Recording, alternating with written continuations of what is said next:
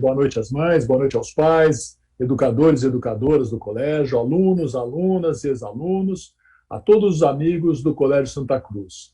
Este é o primeiro programa do Encontro com as Artes e fomos premiados com alguns problemas técnicos. Agradeço a paciência de vocês, mas é um grande prazer receber aqui no palco virtual do Colégio Santa Cruz o querido ex-aluno Vitor Lopes e o grupo Chorando as Pitangas, para apresentar um programa sobre Pixinguinha. Um pouquinho antes de nós iniciarmos, eu recebi uma mensagem de um ex-aluno, que é hoje pai de aluno, lembrando que na década de 80, os alunos e alunas da escola participaram de um programa chamado Vestibular da Canção, e o patrono do nosso grupo era exatamente o Pixinguinha. Duas ex-alunas que faziam parte desse grupo, a Ina Nunes e a Ana Rui Vieira, são hoje educadoras da escola e espero que estejam conosco aqui curtindo essa apresentação. Estão conosco a Sandra Medrano, coordenadora da biblioteca, e o Rogério Farias, cuidando da parte técnica. Queria que o Vitor Lopes apresentasse o seu grupo, o Grupo Chorando as Pitangas, e desejo a todos um bom espetáculo, mais uma vez, nos desculpando pelas falhas técnicas. Um bom programa para nós. Boa noite a todos, boa noite a todos, boa noite a todas. É uma enorme alegria para mim estar aqui hoje. Eu queria apresentar rapidamente os meus companheiros que vão participar aqui comigo dessa noite. Em primeiro lugar, a maior pandeirista do mundo, Roberta Valente. Em segundo lugar, o cavaquinho mais rápido da Zona Oeste, Hildo Silva. E em terceiro e quarto lugares, os nossos queridos amigos que não puderam participar aqui ao vivo conosco, né, mas que daqui a pouco vocês vão vê-los também, que são o jovem Jean Correa, os maiores violonistas de 7 cordas da atualidade, e o nosso grande mestre, o querido Milton Mori. Tá bom? Então, sem mais delongas, vamos logo às nossas apresentações. Em primeiro lugar, a gente quer mostrar para vocês um choro fantástico do Pixinguinha chamado Cheguei. Vamos lá!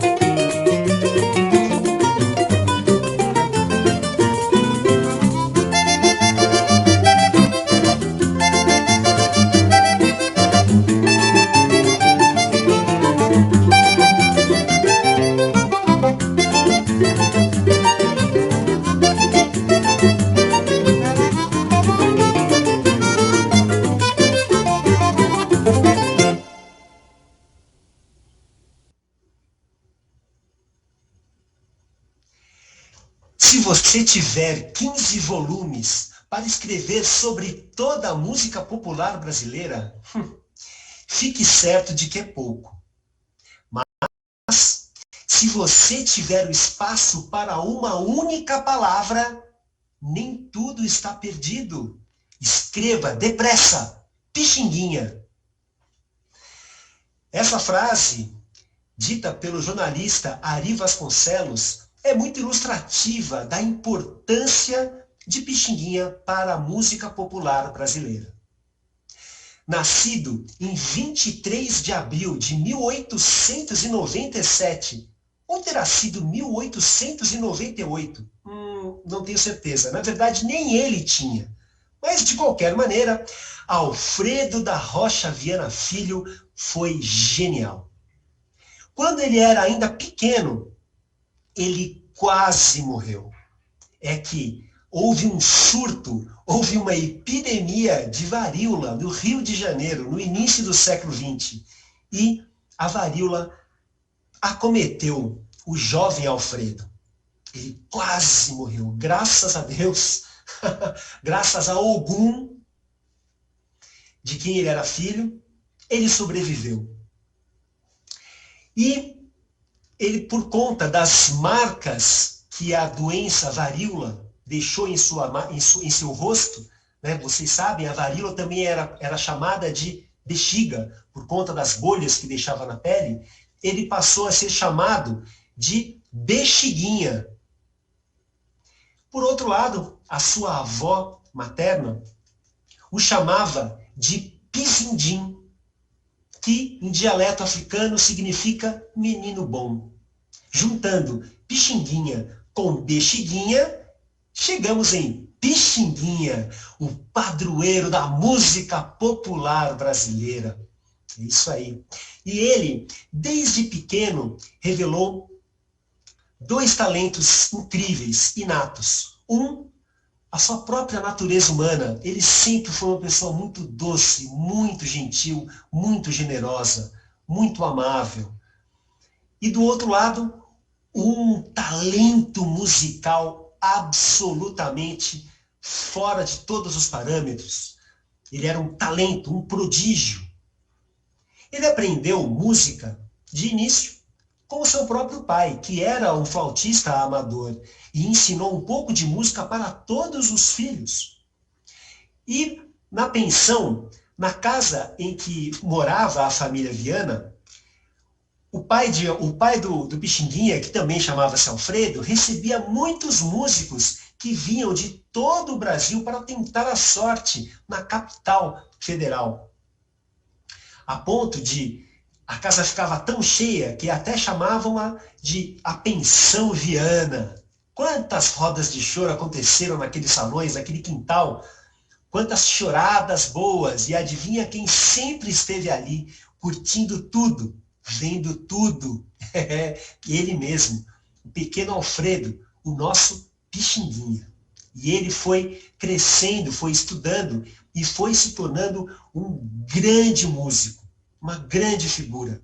Quando ele tinha apenas 11, 12 anos, ele já substituía o próprio professor para tocar nos teatros de revista, nas choperias, nos chopes dançantes, na cidade do Rio de Janeiro. Pixinguinha não era fácil, ele realmente era um grande talento. E a sua história, a sua obra, a sua vida se desdobra em muitas outras obras, muitas vidas, muitas histórias para contar para vocês. Não é? E para continuar o nosso programa, eu quero convidar o meu grande amigo, esse cavaquinista maravilhoso e também grande pesquisador da música popular brasileira, Hildo Silva. E ele vai contar um pouco mais sobre o nosso herói Pixinguinha. É com você, Hildo!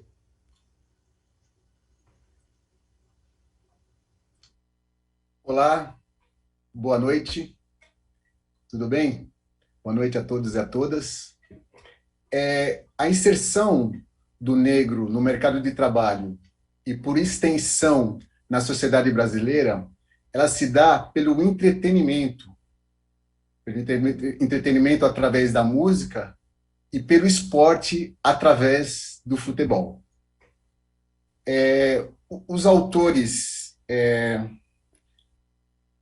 Florestan Fernandes, Virgínia de Almeida Bessa e João Batista Borges Pereira, eles citam nas suas obras que o acesso do negro ao trabalho, por conta da questão racial, era muito difícil, né? Mas só fazendo um parênteses, é muito engraçado isso, porque o pai do Pixinguinha, ele era operador de telégrafo. Você vê que engraçado, porque embora fosse um posto, um trabalho de brancos, o pai do Pixinguinha era operador de telégrafo. Você vê que coisa engraçada, né? É uma coisa que acontece muito aqui no Brasil, até hoje, né? Por essa questão de alguns negros em alguns postos, você meio que escamoteia a questão racial, né? Mas isso é só um adendo, só para pontuar. E por que a música era o lugar dos negros para o trabalho? Porque a música, o trabalho com música era um trabalho discriminado, ele era marginalizado, né? Então, as pessoas sobrava para os negros esse trabalho. E nesses autores que eu citei, se trabalhava, existia a instituição dos mecenas, do mecenato, os mecenas, que eram grandes empresários que bancavam esses músicos. Ele bancava esses músicos. E tem até um exemplo clássico de um grande empresário carioca que chamava Arnaldo Guinle, que ele bancava, ele financiava o Pixinguinha e seu grupo em vários shows e em várias turnês. Agora eu queria chamar para vocês ouvirem e apreciarem um choro do Pixinguinha do Benedito Lacerda com letra de Vinícius de Moraes, que chama Lamentos. Bora lá?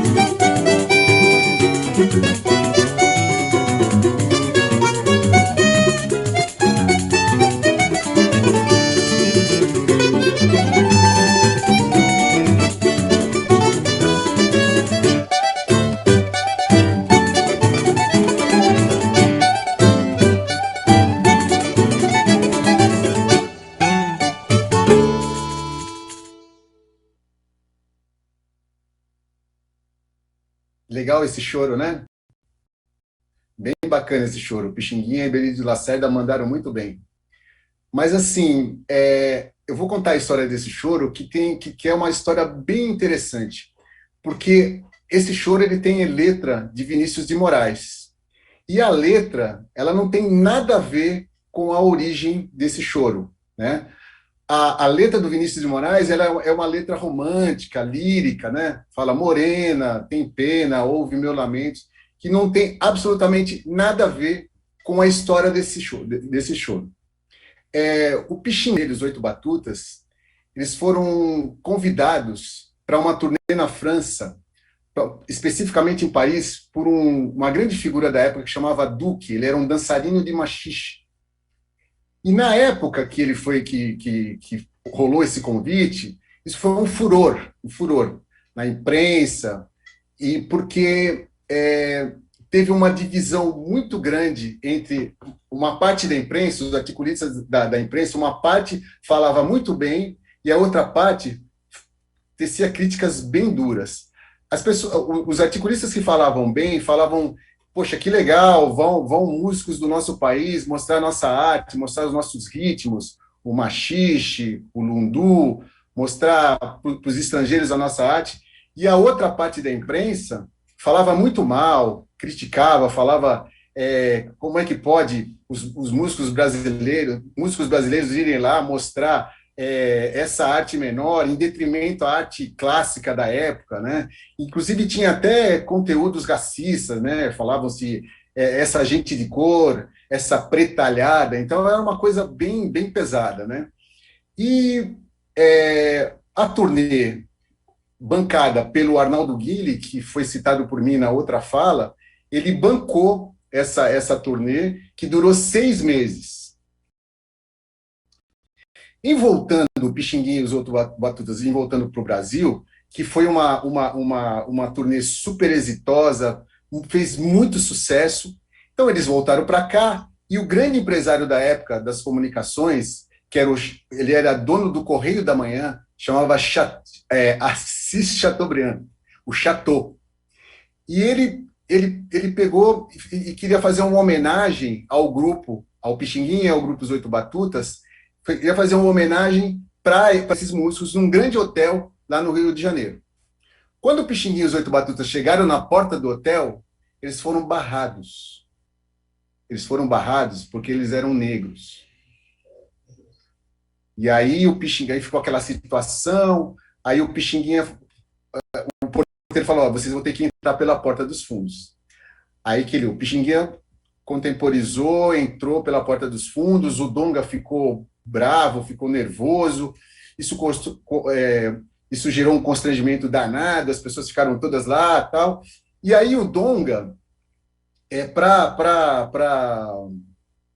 falando assim: pô, Pixinguinha, as pessoas estão falando assim, porque quando as pessoas foram pedir desculpas, tal, pro grupo, falaram assim: pô, lamento, pô, por que você não faz um choro de nome Lamento? Aí o Pixinguinha foi lá e fez esse choro chamado Lamento. E aí, essa história,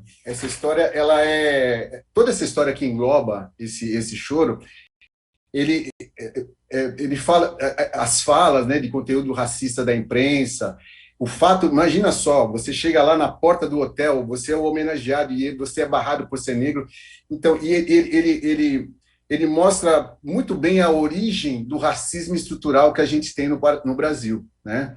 A origem do racismo estrutural, porque é claro que hoje o racismo estrutural ele tem outras faces, tem outros lugares, outras facetas, outras formas de se fazer. Mas é claro que hoje está bem melhor, hoje tem as cotas, tem outras ações, inclusive do Colégio Santa Cruz, que está com um projeto para mudar essa história, com outras ações, mas, infelizmente, isso ainda acontece no Brasil, infelizmente. Então, tá, eu gostaria de chamar o meu amigo Vitão para continuar com a nossa apresentação. Vai lá, Vitão. Ei, Hildo! Muito bom! Muito obrigado, parceiro. Que história é essa, né? Que história forte é essa do Lamentos, né? É incrível, né? E o choro, ele tem essa característica, essa ambivalência, né, gente? Porque o choro, de um lado, é esse gênero tão alegre, né? E, por outro lado, ele está baseado em coisas tão densas, né? Eu acho que é daí que vem a profundidade de expressão do choro, né?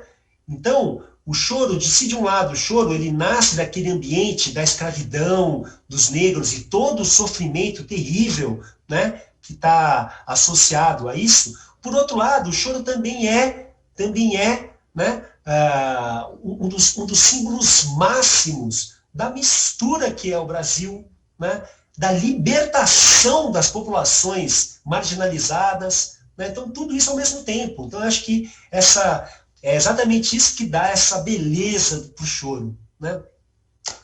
Mas voltando um pouco ao Pixinguinha, o Pixinguinha, gente, vocês estão vendo, né? Que figura que ele foi, né? Então ele tinha, nesse episódio que o Hildo conta, do Lamento, também transparece a natureza gentil dele, né? Então, outras figuras, né, muito proeminentes na época, como o próprio Donga, já queriam armar um barraco, né, já queriam ir para cima. Ele não tinha essa natureza, né? Ele não tinha essa natureza, ele não era uma figura bélica, ele era uma pessoa muito doce, né? E era uma pessoa extremamente competente, né? E foi por isso que ele realmente conseguiu se tornar o símbolo maior da música popular brasileira, né? Só para dar alguns exemplos para vocês, gente. Vocês lembram que eu falei que ele começou a tocar muito cedo, né? Com 11, 12 anos, ele já tocava, né? Substituindo seu professor. Olha só essa história que curiosa. Ele conta isso num depoimento dele. Acho que é num ensaio, ou é no mesmo. Bom, enfim, num depoimento o Pixinguinha conta essa história, né? A história é a seguinte, ele tinha lá uns 12 anos, e ele foi chamado para fazer uma substituição ao seu professor, né? Aí ele chegou lá e começou a tocar do jeito dele, né? E aí, em alguns momentos, né, do teatro de revista, eles faziam a música para o teatro que estava acontecendo, né? E em determinados momentos, o Pixinguinha, ele improvisava na sua flauta. Ele improvisava de uma maneira que arrebatava a plateia.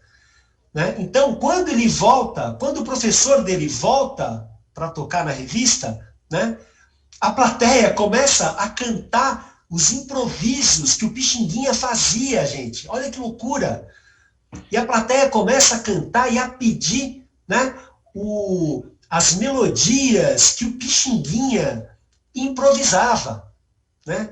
Então, isso mostrou o talento, a versatilidade enorme que ele tinha. Isso na época do teatro de revista.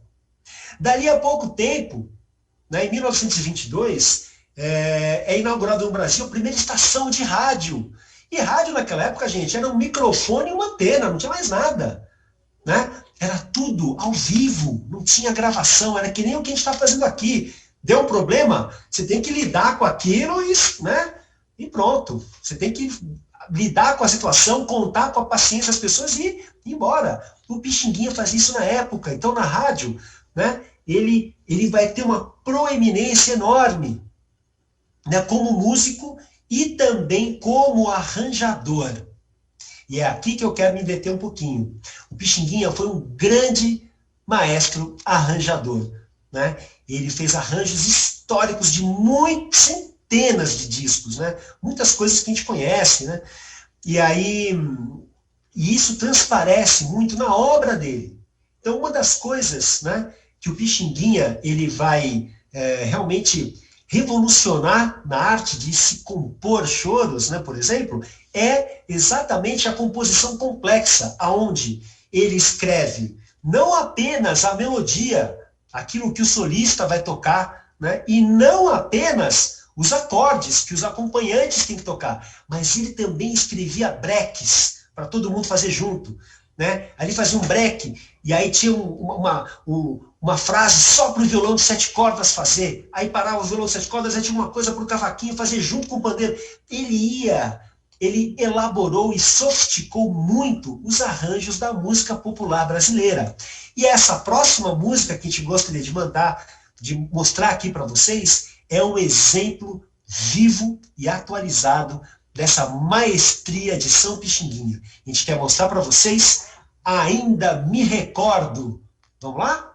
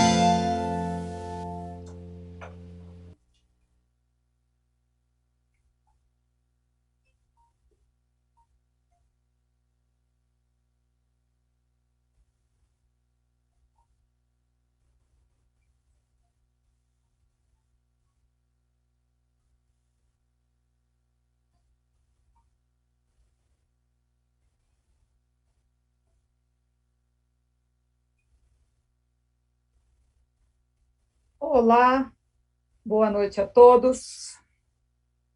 Bom, Pixinguinha é o nosso mestre maior, como os meninos já falaram, como vocês estão vendo pela qualidade dessas músicas tão lindas e muitas outras, né? E o Pixinguinha compôs o primeiro choro em homenagem ao futebol. Na verdade, a MPB e o futebol são parceiros desde sempre. E dezenas de compositores brasileiros fizeram músicas para o futebol, né? Como Lamartine Babo, que criou todos os hinos dos times, hinos carnavalescos dos clubes do Rio de Janeiro, o Wilson Batista, o Lupicínio Rodrigues, Ari Barroso e muitos outros, né? Só para falar dos compositores dos anos 30. E a maioria das músicas que tem o esporte como tema tem letra, que enaltece alguns jogadores ou alguns times de todo o país. Mas no choro, a gente tem algumas obras-primas, além do 1-0, né? Como, por exemplo, o Jacó do Bandolim compôs A Ginga do Mané, para o Mané Garrincha, e o Vascaíno. O Luiz Americano compôs Garrincha. O Tom Jobim compôs Radamés e Pelé. O Dino Sete Cordas e o Canhoto compuseram Gingando. E o Altamiro Carrilho Esquerdinha na Gafieira. Mas o 1-0 prevalece, é o choro mais famoso em homenagem ao futebol. Ele foi composto em 1919, Pixinguinha era um jovem, tinha acabado de montar o seu grupo Os Oito Batutas. Daqui a pouquinho vai aparecer uma foto dos Oito Batutas.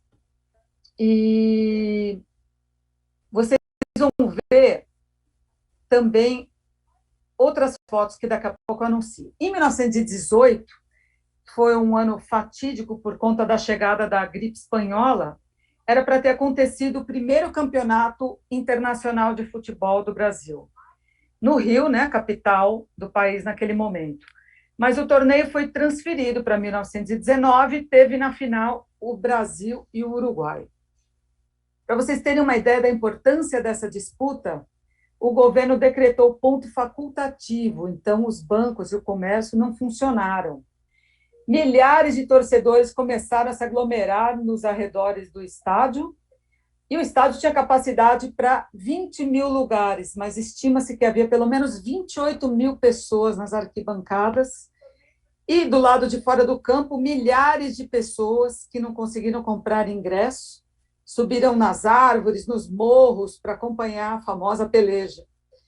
E o jogo foi muito emocionante, porque não aconteceram gols nos 90 minutos da partida, foram para a prorrogação, mas aí persistiu o placar de 0-0. Como não havia disputa de pênaltis na época, houve mais uma prorrogação de 30 minutos, mesmo com os jogadores extenuados, né? E o primeiro craque brasileiro, Friedreich, apelidado de El Tigre pelos uruguaios, ele fez o festejado gol do Brasil. E essa conquista brasileira causou um impacto tão forte que os jornais publicaram na época que, antes do campeonato, o futebol no Brasil já era uma doença, mas agora ele virou uma epidemia, uma grande coqueluche da cidade. E como o Hildo já comentou, né, o futebol, nessa época, ele ainda estava restrito às elites. Então, nesse contexto, a vitória da seleção foi uma coisa que histórica, né, no nosso país, que uniu ricos e pobres que se misturaram e compartilharam esse sentimento de se emocionar e vibrar juntos, né? E quebrou alguns preconceitos e o direito de se divertir, né, ele foi democratizado. O Friedreich, ele era mestiço, foi alçado a herói nacional. Enfim, muitos anos depois, mais precisamente em 1993, o compositor Nelson Ângelo fez uma letra para 1-0 e foi gravada também por vários cantores, né? É muito interessante ouvir essa música, né? Daqui a pouquinho vocês vão ouvir. E porque a gente consegue, parece que a gente consegue assistir os dribles ali acontecendo, é muito interessante. Vocês vão ver agora algumas fotos. A primeira do Pixinguinha, no campo do Vasco. Depois, o Friedreich, na época, né, do campeonato.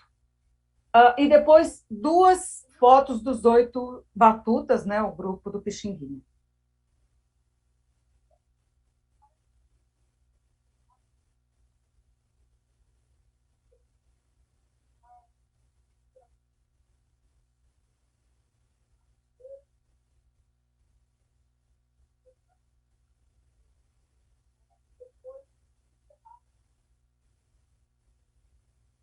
Oi?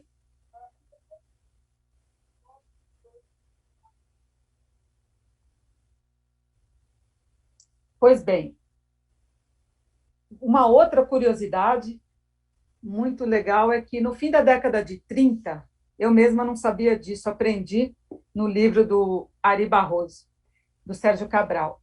No fim da década de 30, as partidas eram transmitidas ali, mesmo do lado da torcida, tal. E, por conta desse barulho, muitas vezes os ouvintes não conseguiam saber quando os times faziam gol. Então, o Ari Barroso, famoso speaker esportivo e grande compositor, né, da Aquarela do Brasil e dezenas de outras obras-primas, ele resolveu inovar. Comprou uma gaitinha bem aguda e cada vez que acontecia um gol, né, quando ele estava narrando, cada vez que acontecia um gol, ele tocava a gaitinha. Eu vou colocar aqui um trechinho do som da gaitinha para vocês ouvirem. Vejam só.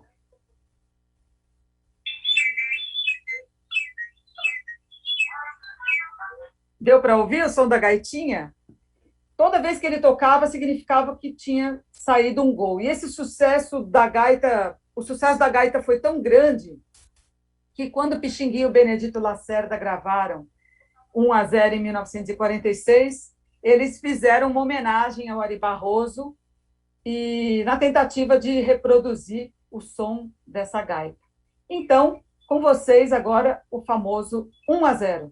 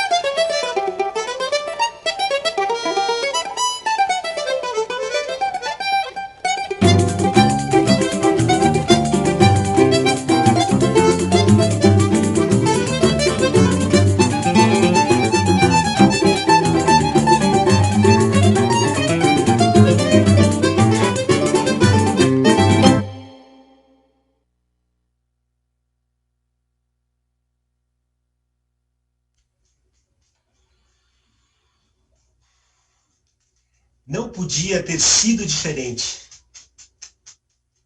No dia 12 de fevereiro de 1973, em pleno carnaval, Pixinguinha foi até a igreja de Nossa Senhora da Paz, em Copacabana, para batizar o filho recém-nascido de um amigo.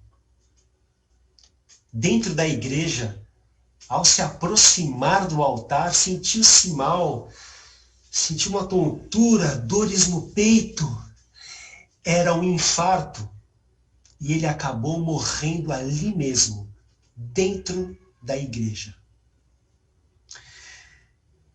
As pessoas falam que naquele momento caiu uma tempestade em cima da capela. Era carnaval. No trajeto, bem próximo daquela igreja, a banda de Ipanema, a lendária banda de Ipanema, estava prestes a passar por ali. Quando o maestro e os integrantes ficaram sabendo do que havia acabado de acontecer, eles resolveram prestar uma última homenagem a São Pixinguinha e cantaram uma música que eu quero que vocês cantem comigo. Se eu conseguir cantar, é claro. Vamos lá.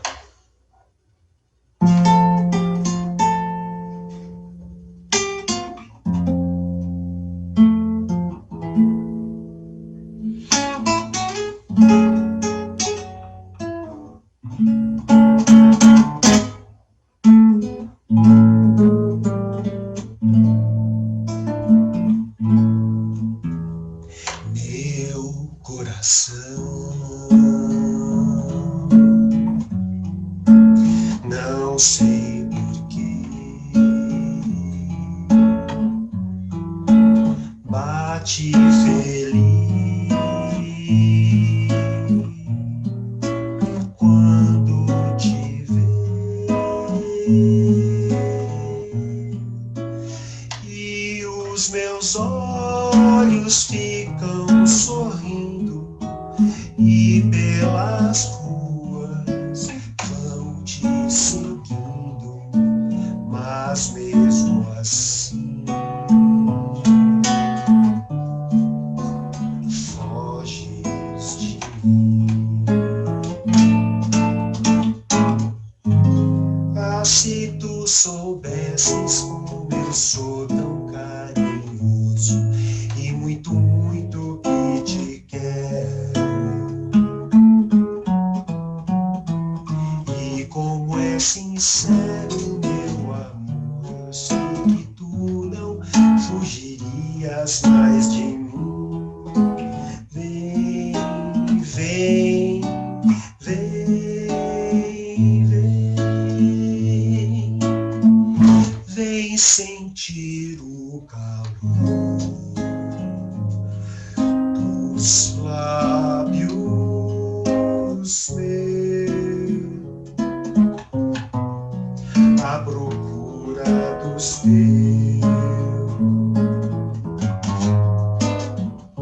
Vem matar essa paixão que me devora o coração, e só assim então serei feliz.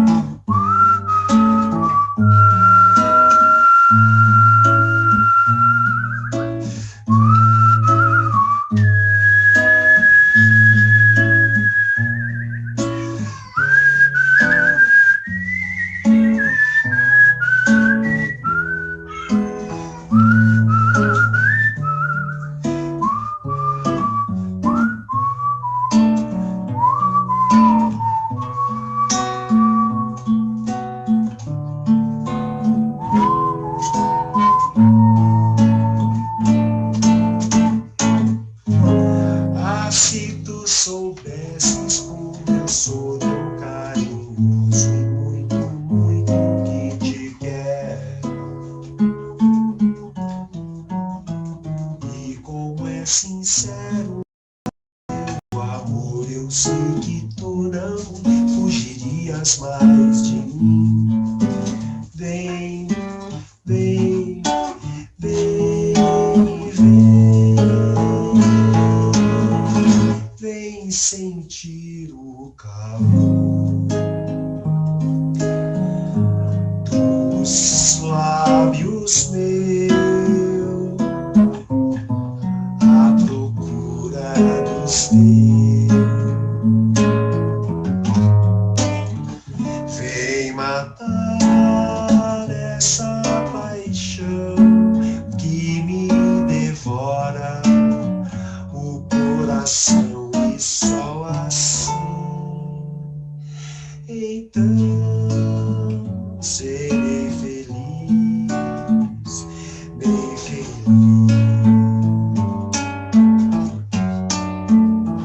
Meu coração, meu coração.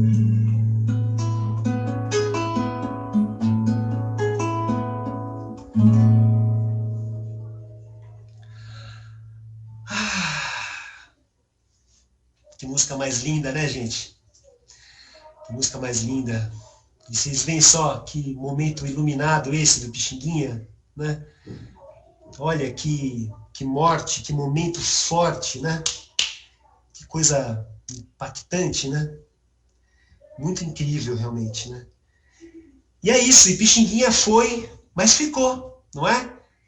Ele deixou um legado enorme, deixou uma obra absolutamente inigualável e deixou marcas profundas na música popular brasileira, né?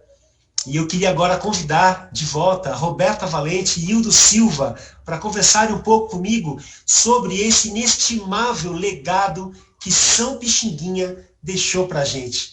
Se aproxime, meus queridos!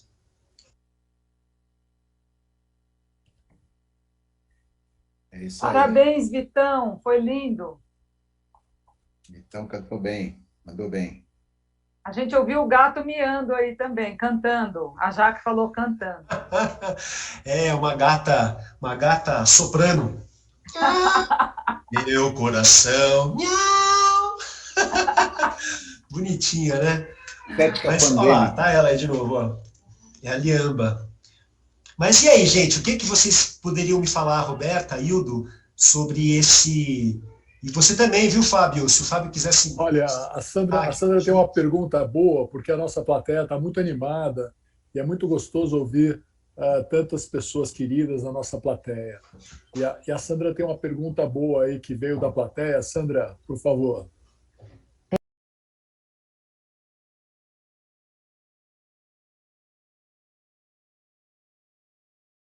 Perguntando para vocês como vocês se conheceram, o grupo Chorando as Pitangas, e quanto tempo vocês tocam Pixinguinha.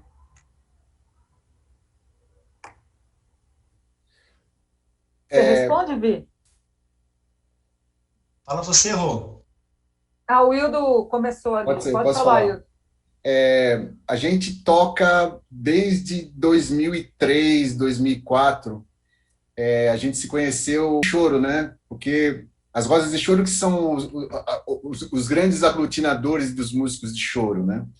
Então, um dia eu estava numa roda de choro, apareceu o Vitão, a Roberta eu já conheço há mais tempo, bem antes, e aí a gente foi formando, né, o grupo.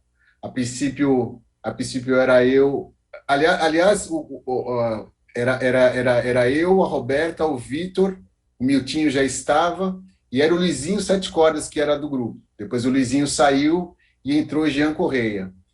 E é isso, a gente... E desde quando a gente toca Pixinguinha, desde sempre. Porque o Pixinguinha, ele é assim, o cara do choro. Ele é o cara mais representativo do choro brasileiro, né? Então, é um grupo de choro que não toca Pixinguinha, não toca. Ele toca, mas não toca, entendeu? Porque o Pixinguinha, ele é a referência. Carinhoso. Como é que você não toca Carinhoso, né? Lamentos, que é aquela música que eu contei a história. E outros choros, 1-0, tem um monte de choros. Então, é uma referência constante, né? De tocar choro e de realizar, né? É isso. E complementando, temos mais de 20 anos, né? Acho que a gente está fazendo 20 anos agora. Sim. De grupo, né? Pelo menos. Pelo menos, é. Certas pessoas aqui eu conheço desde o milênio passado, meus amigos. Justamente. Eu queria contar para vocês uma história, porque para mim 1-0 é a música a minha preferida do Pixinguinha, porque ela tem um ritmo, um balanço, tem um contratempo lá que eu nunca aprendi, nunca entendi direito, mas ela é fantástica. E nós tivemos há 4 4 anos, nosso professor de música, o Rodrigo, fez com a... Rodrigão, querido. Rodrigão, bom, é isso mesmo, você conhece, né? Claro. E ele fez um encerramento de ano com os alunos com temas sobre futebol. Os meninos criaram futebol de botão, jogavam futebol de botão, faziam o botão com a sua própria personagem, e ele gravou muitas músicas, ele ensaiou muitas músicas para fazer o encerramento. Entre elas, Fio Maravilha, músicas com temas de futebol. E eu falei, Rodrigo, por que você não faz 1-0? Né? E aí ele ficou assim, fascinado com 1-0, foi buscar a letra do 1-0 que eu não conhecia, né? E fez com 160 crianças no palco. Eu acho que essa deve ser a gravação mais criativa de 1-0. Eu vou procurar para a gente reviver isso, foi sensacional. Mas é claro que o de vocês tinha uma qualidade, a gente fez um andamento um pouco mais baixo aí, mas foi sensacional ouvir as crianças, cada uma com a camisa de um time de futebol, né, dos mais variados, foi incrível. Nossa, deve ter sido belíssimo. A gente tem uma amiga, grande cantora, que está aqui no chat, inclusive, a Carmen Queiroz. Carminha! A gente teve a felicidade de fazer um trabalho com ela uma vez, onde ela cantou diversas dessas músicas, né, dedicadas ao futebol, inclusive o 1-0, né, que tem essa letra muito malemolente. Essa letra é do Nelson Ângelo, né? O Nelson Ângelo é um mineiro do Clube da Esquina. Isso. Veja só que coisa inusitada, né? Ele pegou a música e fez uma letra, né? E é incrível, né? Porque a letra, porque para você fazer letra para choro é muito difícil, né? Você precisa encaixar, tal. E aí ele encaixou direitinho, assim, ficou uma coisa muito interessante, né? Muito interessante. E uma curiosidade sobre as letras dos choros, né, gente, é que todos os choros canção, todos os choros com letra, sempre recebem a letra depois que a composição é feita, né? Isso é uma característica, acho que não existe nenhum choro, né, gente, que tenha ganhado letra, que tenha sido feita a partir de uma letra que eu conheça, pelo menos, né? Então, dos antigos não, né? Dos antigos todos. Mas tem muito choro mais recente, né? Mesmo meu caro amigo, Francis Haim, ele compôs o choro primeiro, depois o Chico vem e coloca a letra. A Sandra falou que tem mais uma pergunta, Sandra. Adoramos perguntas.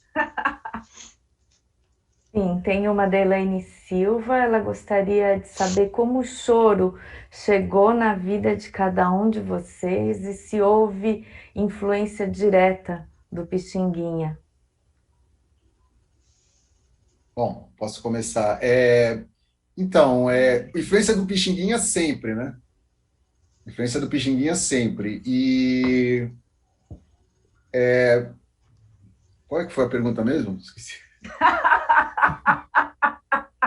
Como o choro chegou na vida de vocês? Como chegou, desculpa. Na minha vida, assim, Nossa, é difícil.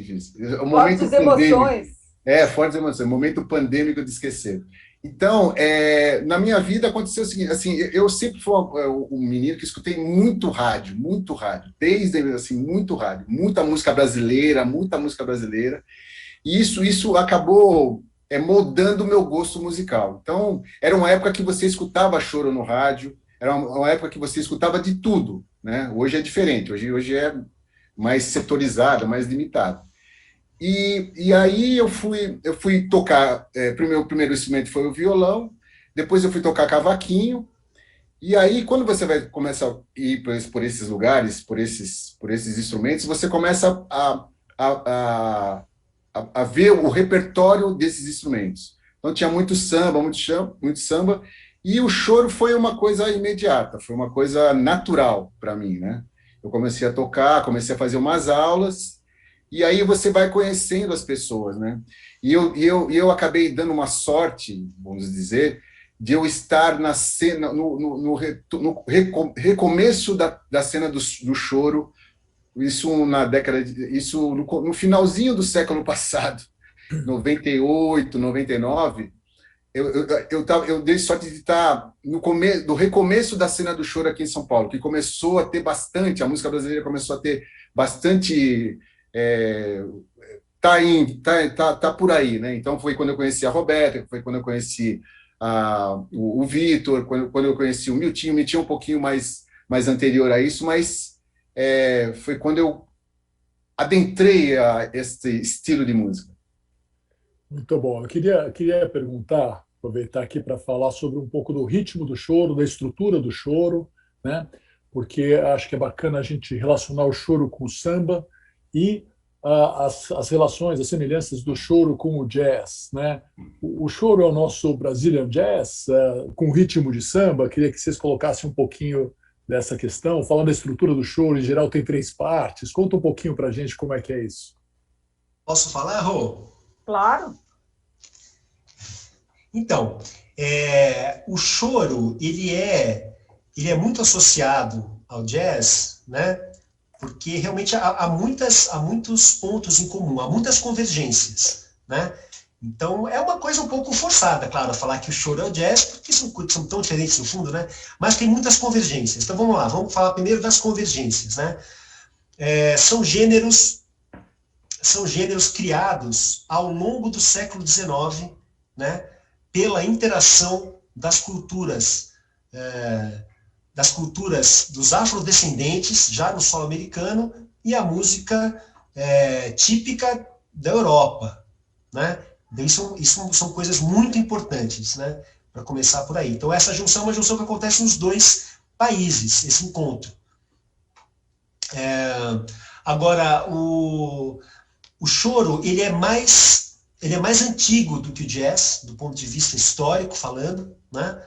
Ele é mais antigo do que o jazz, bastante mais antigo, inclusive, não é pouca coisa, é bem mais antigo, né? E ele tem marcadamente... O Brasil teve características culturais muito diversas, né? Então, no Brasil, você tem, como o Hildo já salientou no começo, né? O Brasil vai ter toda uma cultura musical que vai ser executada pelos escravizados, né? Então, era muito comum você ter bandas, orquestras, fanfarras, né, de escravizados, né? Então, as famílias ricas, eles tinham, né, escravizados que, além dos serviços domésticos comuns, também tocavam música, né? Então, você vai ter toda uma associação do choro com esse tipo de serviço, né? Então, o branco não vai fazer o serviço, né, que um escravizado fazia. Por isso que tem esse estigma, né, Hildo? E aí, no jazz é diferente, porque no jazz ele vai se fortalecer a partir da Guerra da Secessão, que acaba em 1865 nos Estados Unidos, né?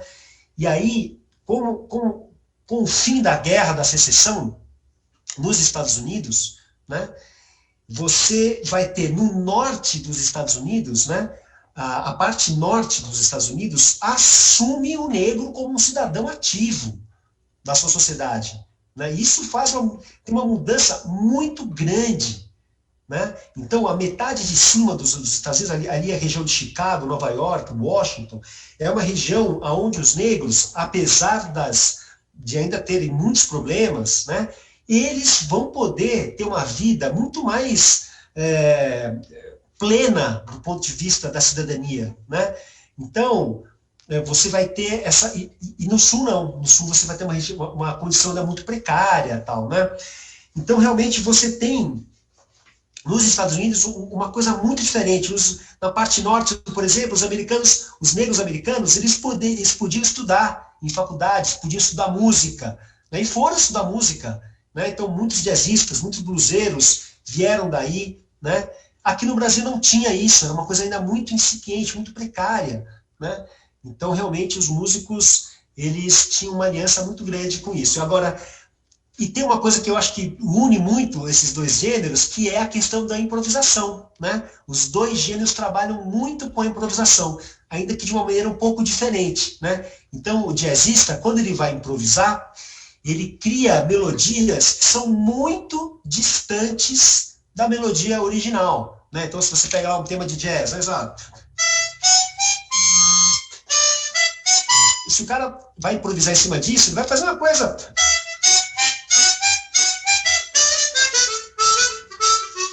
Vai fazer uma coisa que não tem nada a ver com a melodia do Otto Lives, né? Agora, se um chorão vai improvisar em cima de um tema famoso, né? Então, por exemplo...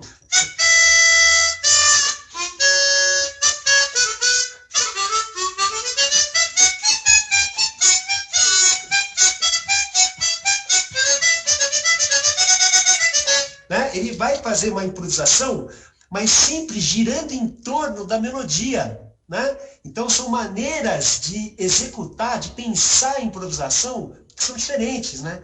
E são muito ricas. Então, eu acho um pouco forçado falar que o choro é o jazz americano. Não é exatamente, né? Mas, sem dúvida, são dois gêneros maravilhosos que são irmãos, né? Eu acho que são irmãos, eles são gêneros que andam juntos ali, ó. Muito, muito bacana, Vitor. Muito bom te ouvir. Sandra tem uma pergunta aí, Sandra. Isso, uma pergunta da Bia, mas antes ela elogia, agradece, diz que está questão de parabéns, e ela diz que Rosa é uma das músicas preferidas dela, e como vocês são ótimos contadores de histórias, se vocês sabem alguma a respeito dessa música. Rosa é uma obra-prima, né? Realmente. Ela foi composta em 1917, foi uma parceria do Pixinguinha com um mecânico chamado Otávio de Souza, e até então é interessante, né? Porque o tempo vai passando e algumas descobertas vão sendo feitas. Então, até pouco tempo atrás, a história era essa, que o letrista era um mecânico, poeta chamado Otávio de Souza. Depois, a especulação de que o primeiro letrista da história do choro, e talvez da música popular brasileira, o Caturo da Paixão Cearense, dizem que a letra era dele. É uma especulação, então há essa dúvida.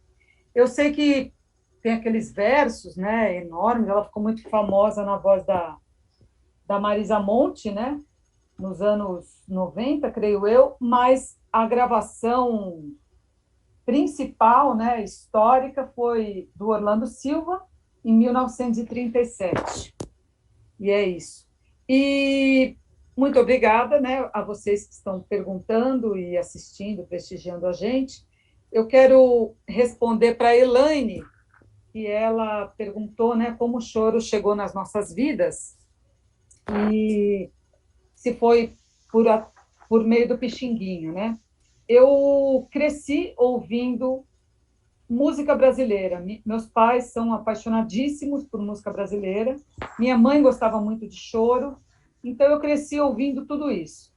E eu descobri, depois que eu já tocava, coincidentemente, que o meu avô era violinista e desde criança, e o meu bisavô era bandolinista.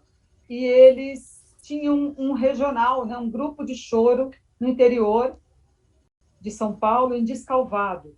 Então, é muito interessante, porque chegaram às minhas mãos aquelas fotos assim de 1900, 1905, 10, com a família inteira tocando. Então, a família inteira, no caso, era o meu bisavô no bandolim, meu avô no violino, ainda criança e adolescente, e várias tias e primas da minha mãe no cavaquinho, violão ou bandolim. E foi muito interessante, porque não tinha pandeiro essa época, né?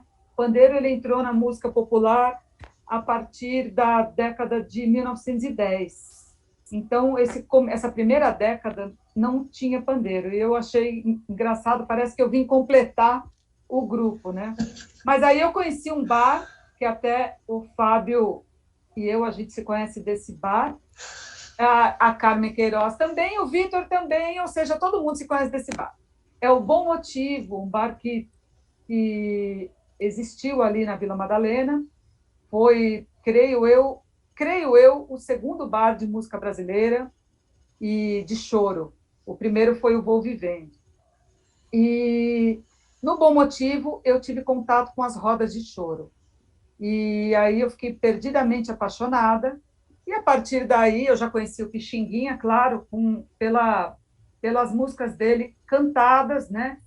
E por ouvir um ou outro choro e tal. Mas quando a gente cai na roda, como o Hildo falou, a gente começa a conhecer os chorões e o repertório de cada um, e a gente vai se especializando mesmo, né? no gênero. Então, e aí fica fácil perceber, né, que o Pixinguinha foi um dos maiores nomes um dos maiores nomes da música popular brasileira, né? Então foi assim meu primeiro contato com o choro. Roberto, olha que bacana.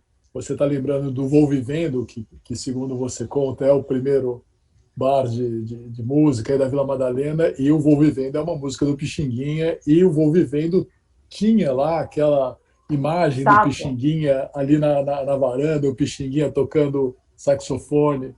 Isso, para quem é de uma certa idade, vai lembrar, que os mais novos para quem talvez não. Assim, idoso que nem nós.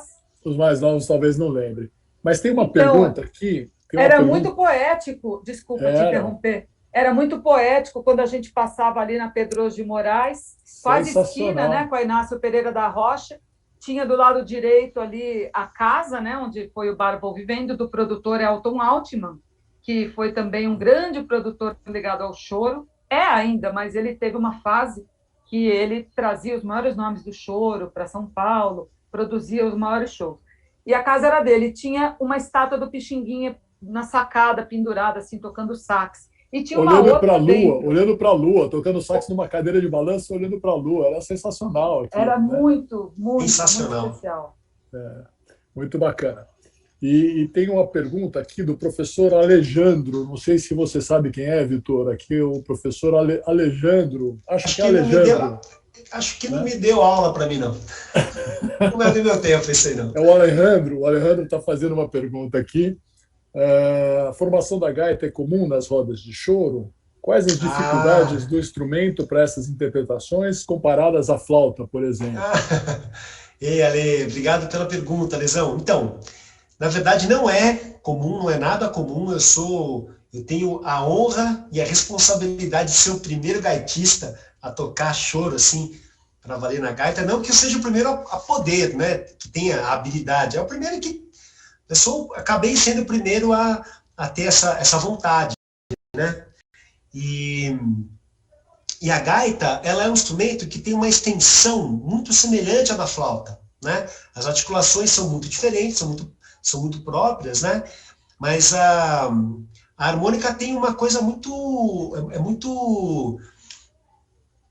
próxima da gente, né? É um instrumento muito carinhoso, tem um timbre que remete à infância, né? Então eu acho sempre interessante lembrar que Tom Jobim tocou gaita no comecinho da carreira dele, né? Muitas pessoas, né, tocavam, Newton Mendonça, o Jacó também tocou um pouco de harmônica, né? Então, muitas pessoas tiveram contato muito cedo com a gaita. Então é um instrumento que cabe muito bem no choro, né? E eu sempre fiquei muito surpreso por não haver, assim, um gaitista que realmente tocasse choro, né, quando eu comecei, né? E eu gostaria de aproveitar também e responder como é que eu entrei nessa história de choro, né? Aproveitando, olha só que interessante, Fabio. Eu estava no Santa, né? Eu já tocava bastante. No Santa eu tocava muito, viu, gente? Olha, não contem para ninguém, tá? Não digam isso para seus filhos que estão estudando lá hoje, mas eu matava um monte de aula para ficar tocando ali, ó. Ai, meu Deus do céu, tô brincando, tô brincando. Eu só não cabulava as aulas do Fábio, com certeza, essas eu nunca faltava. Muito bem. E aí, inclusive eu era o melhor Que aluno. aula! E aí eu tocava muito, eu já tinha muita vontade, eu estudava para valer, ficava tocando. Quando eu entrei na faculdade, né, eu acabei fazendo direito, né, não tem nada a ver com música. Quando eu estava na faculdade, eu sempre fiz a faculdade com um pezinho meio na música, né? E por que eu não fiz música? Porque eles não aceitaram a minha inscrição como gaitista.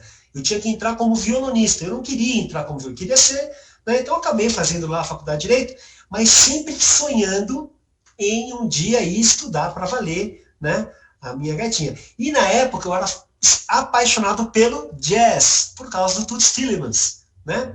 E aí o meu sonho era ir para os Estados Unidos estudar na Berklee School of Music. Já tinha alguns amigos que estavam lá, o Pedrão, o Dani, o Márcio. Tinha uma turma que estava estudando, eu falei assim, eu vou lá com eles, né? Aí um dia, olha só, gente, eu estudava improvisação como guitarrista e ele foi fazer um show com um grupo de choro dele, chamado Pelo Telefone, né? Adivinha aonde foi esse show?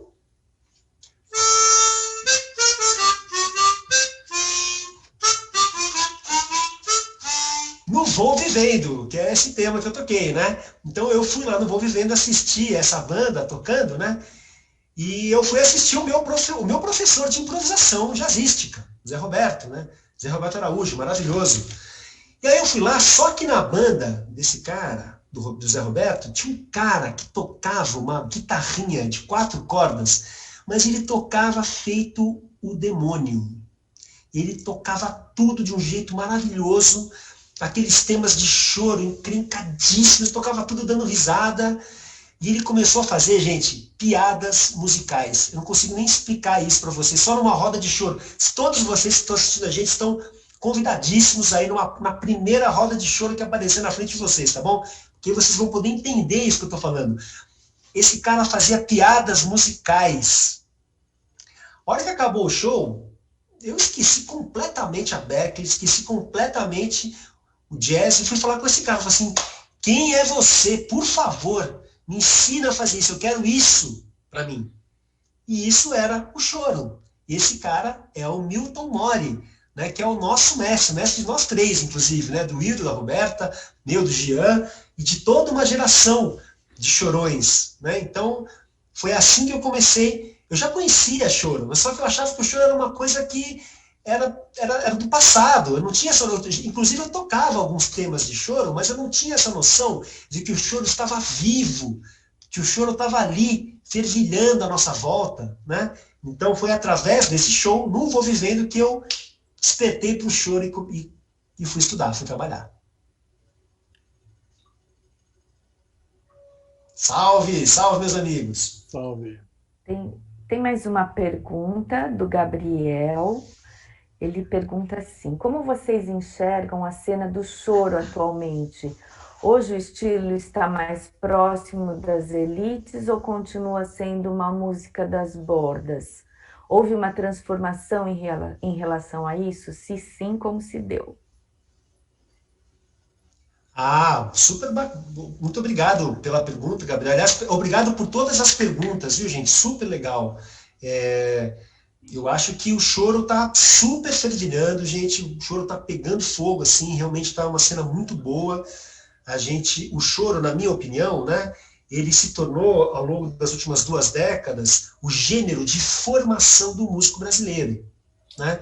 Então, alguns dos maiores instrumentistas que a gente vê fazendo sucesso no mundo inteiro, e eu estou falando de quem? Estou falando de pessoas que vocês conhecem, todo mundo vocês conhecem, Hamilton de Holanda, Diamandu Costa, André Memari, né? Todos músicos absurdos, né? Que têm uma ligação muito, muito próxima, muito afetuosa, né? Com o choro. O Hamilton de Holanda nem preciso comentar, né? Ele é um bandolinista, né? Por conta do Armandinho, né?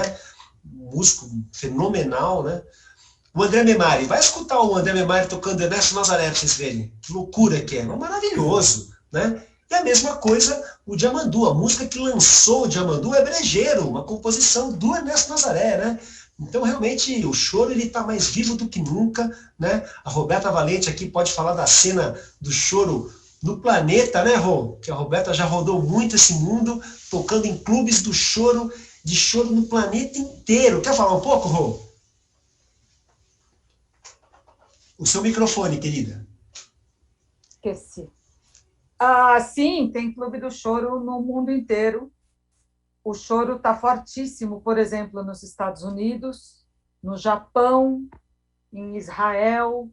A gente já tocou no Clube do Choro de Londres, de Paris. Aliás, de Paris eu não toquei no clube, mas eu toquei com os chorões parisienses. Tem Clube do Choro em Viena, em Amsterdã. Que mais? Na Austrália, eu já falei? Eu dei aula sobre a história do choro e também de pandeiro em Melbourne, na Austrália, onde tem vários chorões. E agora também naquela outra cidade grande da Austrália, que eu esqueci o nome, também tem um clube do choro. Na Nova Zelândia tem choro. Ou seja, a gente está dominando o mundo, né? Aqui na América Latina, na Argentina e no Uruguai tem muitos chorões.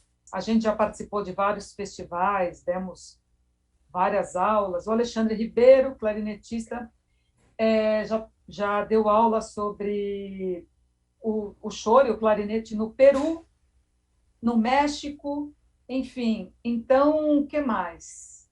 Eu estou esquecendo de alguma coisa. No Canadá, é todo lugar. A gente tem um contato muito próximo com uma comunidade fortíssima na Califórnia, e a gente sempre dá aula para eles, e eles chamam a gente para participar. Tem vários festivais.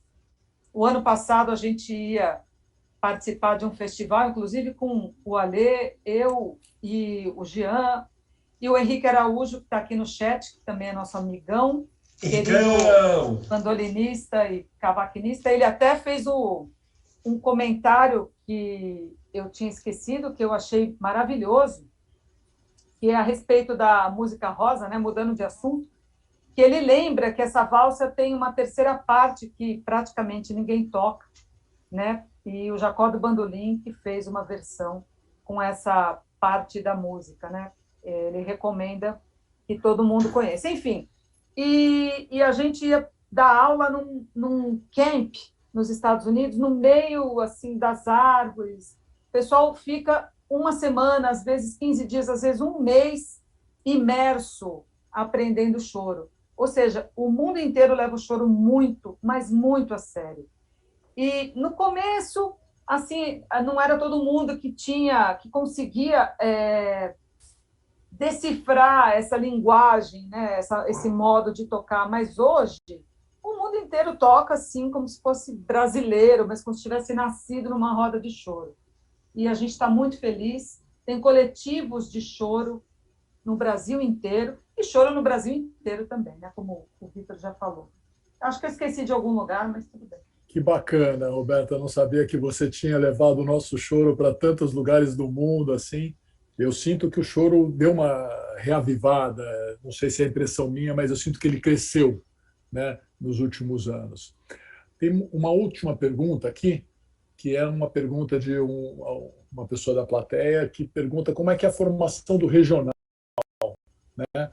O regional, para quem não sabe, é a estrutura que toca o choro, é a banda de choro, né? Como é que é a estrutura do regional tradicional hoje e como era na época do Pixinguinha? Qual é a característica da época do Pixinguinha? Acho que dá para vocês falarem um pouquinho do contracanto que o Pixinguinha falava no sax, fazia no sax, contar um pouquinho do sete cordas, da função de cada instrumento. Acho que seria bem bacana para o nosso público aqui. Posso falar? No começo da história do choro, a gente não tinha percussão, né? Quem colocou percussão no choro foi o Pixinguinha. Então, você tinha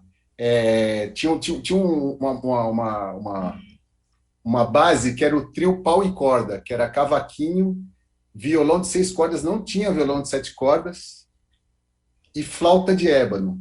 Essa era a formação do trio pau e corda, né? E aí outros instrumentos foram sendo colocados, né? Aí veio o saxofone, tinha um instrumento que chamava ophicleide, que é um instrumento grandão, assim, meio parecido com, que é meio o pai do saxofone, né? E as formações eram por aí, né? Depois, assim, muito mais tarde veio o bandolim, né?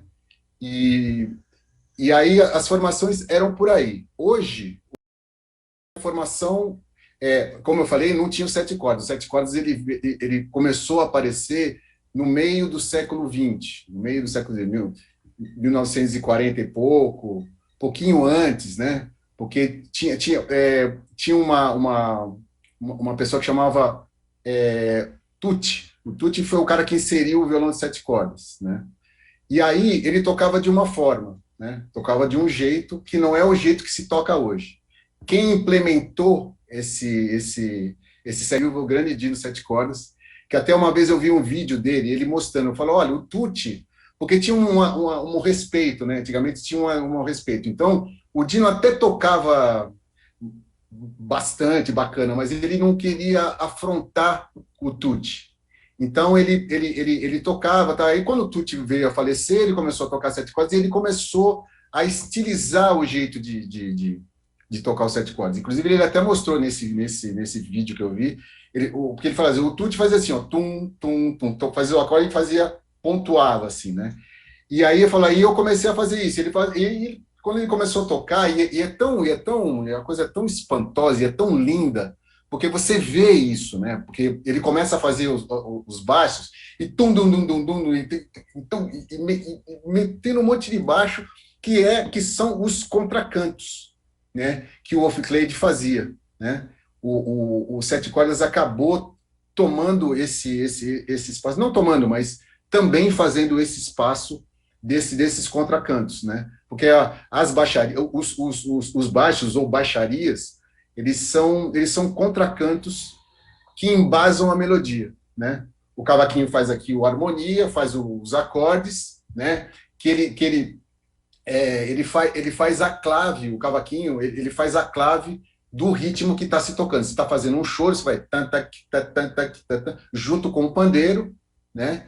E os sete cordas fica fazendo os contracantos, e aí tem os solistas, que são o bandolim, flauta, saxofone, até o próprio cavaquinho, porque tem solista de cavaquinho também, que não é o meu caso, mas existe, né? Então, basicamente é isso. É uma coisa que aí depois veio outros grupos, tem um grupo 4-0 que fez uma